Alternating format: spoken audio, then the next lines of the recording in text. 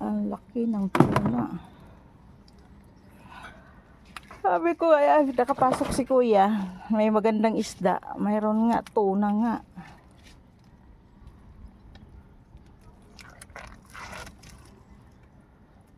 Kagandahan ito. Malitang bito ko nito. Hindi ko ito isa.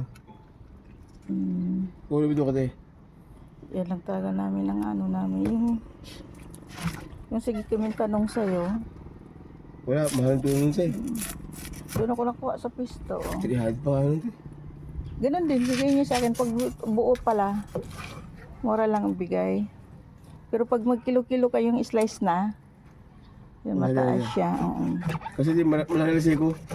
Oo, yun na nga daw. Ayan din, kinuha ko malaki. Buo. Hindi ko tulad ito. Malitar sa ito tayo. Laki. Malitar sa ito. Hindi ko tulad ibang isda. Puro laman yan eh.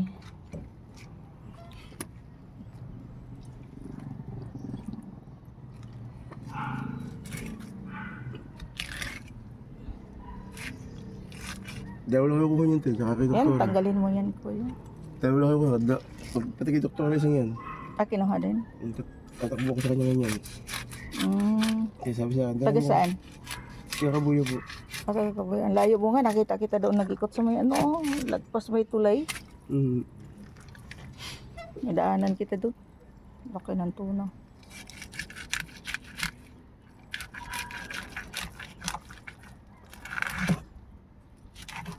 Purol yung itak. Salas po ito eh. Kahasa ko po kahapon.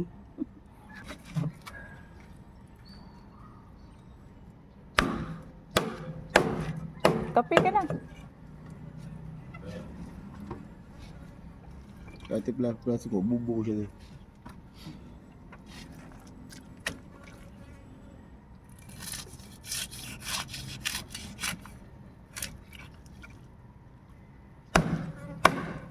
Yan. Kapali ka talaga manghinayin niya ka ano, puro laman. Baka mga bisogo, Wala pati eh. Mahal pa hindi ako makuha ng bisugo mahal. mahal isda. Pag ang puhunan eh, pumatok ang bisugo ng 200 daw kukuha. O, bisogo at saka yung ano ba yan? Pag pumatok ang 200 ng bisugo eh, hindi pa kukuha. Mas paborito nila yan, tsaka yung ano, Nababayan ito eh, haba. yung dalagang bukid ba yan, yung malalaki? Malapad. Hindi, Bilog pa rin. yung bilog. Yung pula. Dalawang klase pala yung ano, yung dalagang bukid. Kaya maraming klase po yan.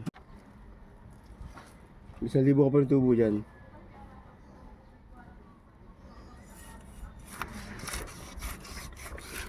Dami na, mapuno na yung palgana ko.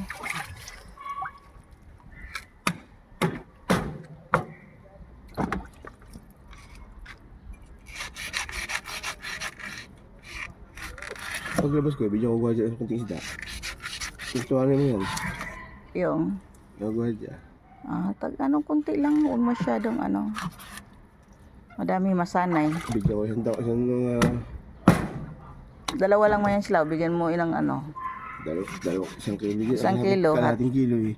Ati lang sila, bahala na sila maghat. Dami nga naming isda to. Puro na kami isda. Porga na kami sa isda. Binuko lang yan para...